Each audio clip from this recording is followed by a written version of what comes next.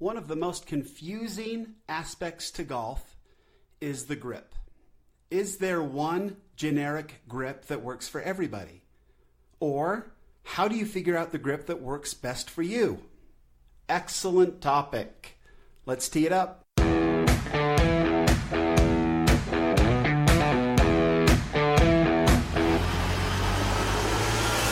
Welcome to Data Access Golf, your home for rapid golf improvement.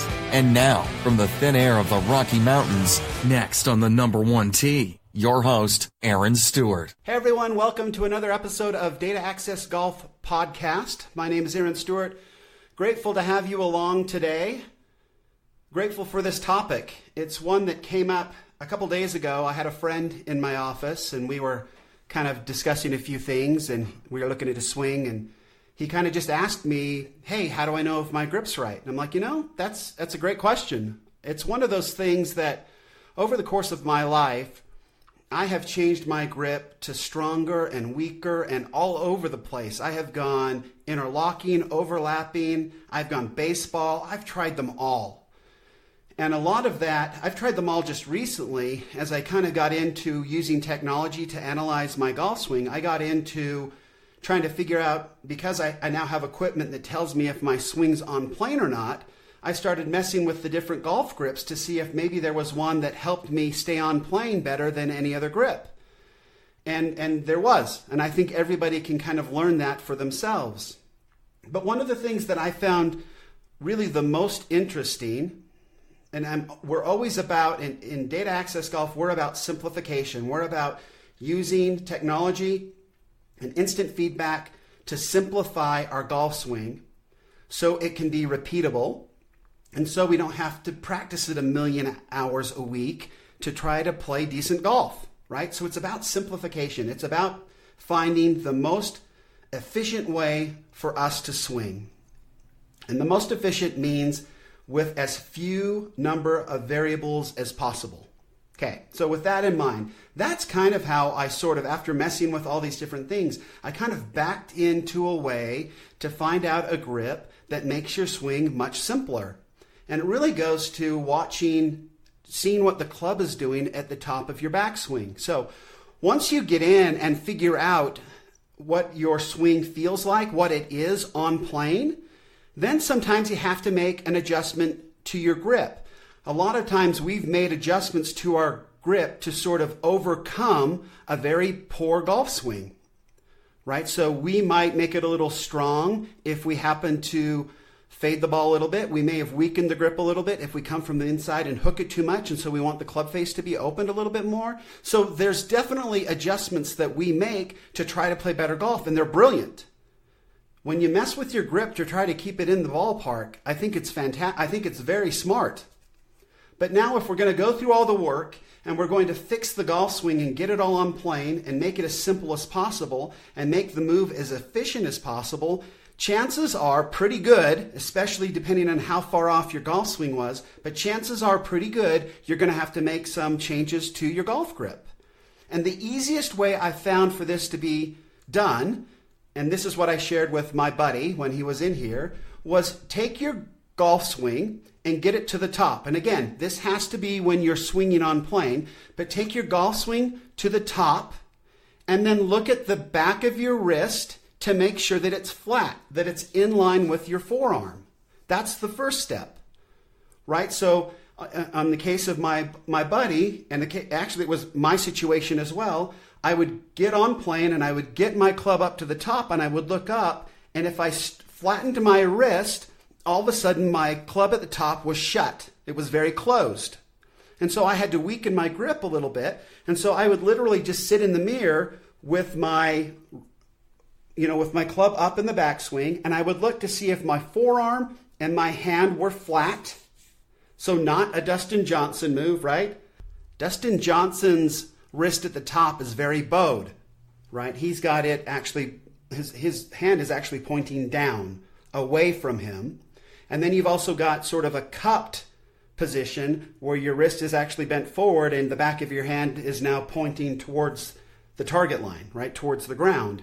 You don't want either of those, right? We're looking for simplification here. We're not Dustin Johnson. We don't have TrackMan. We don't have a zillion coaches watching us. We don't practice 10 hours a day. So we need simplification in our swing. So at the top, and when I talk simplification, I'm not talking that I would say most good golfers go with the forearm and the flat wrist. If you look at Tiger Woods' new swing, it's dead on perfect. The front of his club face, the back of his wrist, and the back of his arm, his forearm, are completely lined up. It's beautiful. Adam Scott's always been that way. So those with very classic golf swings tend to have that forearm, back of the wrist really flat, and then the leading edge of the club lines up perfectly with that. So everything's square. And if everything's square, and we know everything's square, then that gives our body license to just go at it, to just let it, release it, hit the ball, and go. So it's actually mentally, it's a much easier place to play golf from. It's less confusing. Everything's all in one place. And then you don't need a bunch of really ridiculous manipulations in the downswing to try to get the club face back to the back of the ball, right? So that's the cool part of doing it this way. Once you get your club on plane, and I know we haven't worked on that yet. We'll start January 2nd. But you'll take your club back to the top and make sure that the forearm and the back of your hand are flat, right? And then it's flat. Then look to see where your club is. If your club face is open, right, away from the target line, then you're going to need to kind of twist the club in your hand and get it to the place, and then set the club back down behind where the ball would be and see what that grip is. That's your new grip.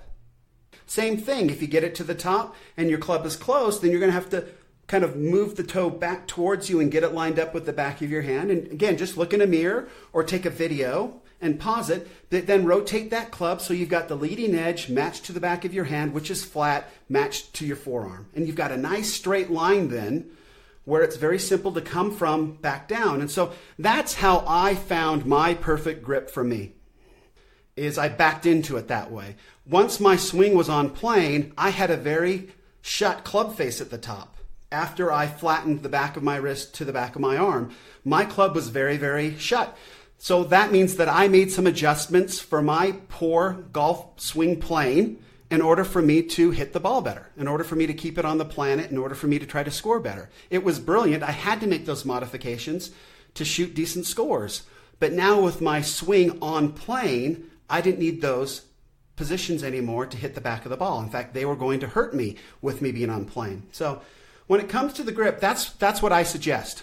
Let's get your swing on plane, and then once it's on plane, then we can make sure that that your forearm, the back of your hand, flat wrist, and the leading edge of your club face are all lined up. Now you're at a very, very simple place in the backswing. And from there, back down to the back of the ball is a very easy movement, a simple movement. It will be a much quieter golf swing. And when I say quieter, it just means there's less that has to go on from the top of your backswing to the ball, right? So it'll feel much simpler, it'll feel much cleaner, and when you take out manipulations like that in your golf swing, you pick up swing speed, right? So you'll actually hit the ball further. Your swing speed will go up because all the manipulations are taken out.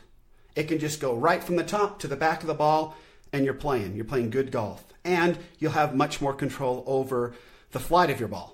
Right now you can hit a low shot, you can hit a high shot, you can hit a little cut, you can hit a little fade, because everything's lined up in square. And now we just have to make a few modifications in the stance or the club path in order to move the ball really very efficiently.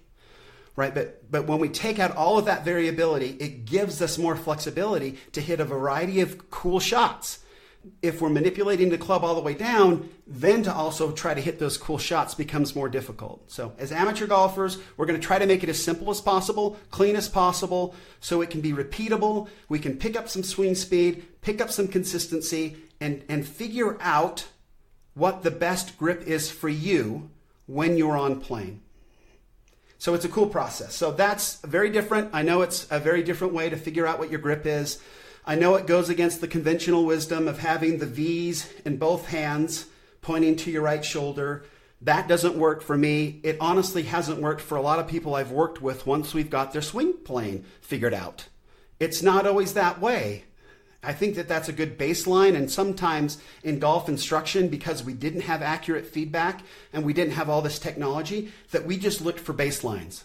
We just kind of looked for things that were working for other people, and we glommed onto them as fact and as good teaching methods because we just didn't know enough. We didn't have enough information. We didn't have enough feedback to figure out what was really best for us. And now we do, right? So it's a huge fix, I think, in the golf industry, and hopefully a huge fix for you. But I can promise you this will simplify your golf swing. This will simplify the process. You'll play better golf. So, as always, thank you for joining us. Thank you for being a part of Data Access Golf and joining us on this latest episode of the podcast. And remember, better data always means a better grip, a better swing, and better golf. Thanks. Thanks for listening to Data Access Golf with Aaron Stewart. Check us out online at dataaccessgolf.com, and we'll see you on the next episode.